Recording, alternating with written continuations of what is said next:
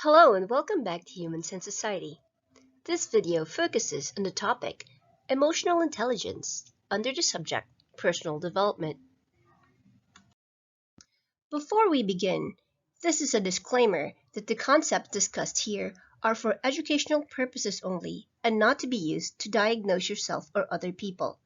Seek professional help if you have actual concerns. Emotional intelligence is the ability to understand, use, and manage our emotions. Emotional intelligence is sometimes called EQ for short. EQ helps us build strong relationships, make good decisions, and deal with difficult situations. Emotions are not simply feelings, although we casually interchange them in everyday language. There are cognitive, physical, and behavioral aspects of emotion. The cognitive aspect refers to your evaluation of the event or situation. It is your personal interpretation. The physical aspect is what goes on inside your body. It is physiological. The behavioral aspect is the outward expression of emotion. It is your facial expressions or other bodily reactions. The following are the most common emotions that people feel: being afraid, angry, ashamed, confident, confused, depressed, embarrassed, energetic, excited, glad, jealous, lonely, proud, relaxed, and stressed. Before we continue, please like the video, subscribe to the channel, and ring the bell for notifications. Comment below for topics you would like to be discussed in future videos. Emotional intelligence is a combination of several different skills, and we can improve on these skills through practice. One way to think about EQ is that it's part of being people smart. Understanding and getting along with people helps us be successful in almost any area of life. The first skill in improving your EQ is to be aware of your emotions. Simply noticing them as we feel them helps us manage our own emotions.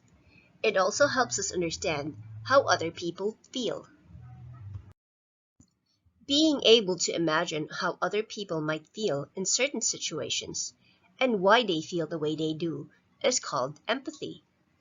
Empathy helps us care about others and build good friendships and relationships. It also guides us on what to say and how to behave around other people. It is important to express how you feel, but managing your reaction means knowing when, where, and how to express yourself. When you understand your emotions and know how to manage them, you can use self-control to hold the reaction if now is not the right time or place to express it.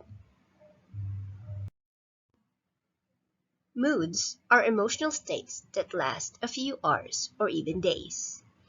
We have the power to decide what mood is right for a situation and then to get into that mood. Choosing the right mood can help someone get motivated, concentrate on a task, or try again instead of giving up. Emotional intelligence is something that develops as we get older. If it didn't, all adults would act like children. Some skills that make up emotional intelligence develop earlier, but some are harder to master because part of the brain that's responsible for those mature beyond our teen years. But practice helps those brain pathways develop. The behavioral aspect or outward expression of emotion are called responses, and there are three types of emotional responses that people do. The first type of response is the passive response. Behaving passively means not expressing your own needs and feelings, or expressing them so weakly that they will not be addressed. A passive response is not usually in your best interest because it allows other people to violate your rights. Yet, There are times when being passive is the most appropriate response. It's important to assess whether a situation is dangerous and choose the response most likely to keep you safe. The second type of response is the aggressive response. Behaving aggressively is asking for what you want or saying how you feel in a threatening, sarcastic, or humiliating way that may offend the other person. An aggressive response is never in your best interest because it almost always leads to increased conflict. The third type of response is the assertive response. Behaving assertively means asking for what you want or saying how you feel in an honest and respectful way that does not infringe on other person's rights or put the individual down. An assertive response is almost always in your best interest since it's your best chance of getting what you want without offending the other person. If your emotional abilities aren't at hand, if you don't have self-awareness, if you're not able to manage your distressing emotions, if you can't have empathy and effective relationships, then no matter how smart you are not going to get very far. The ideas discussed in this video are based on the content standards of the Department of Education. Thank you for watching and see you in the next lesson.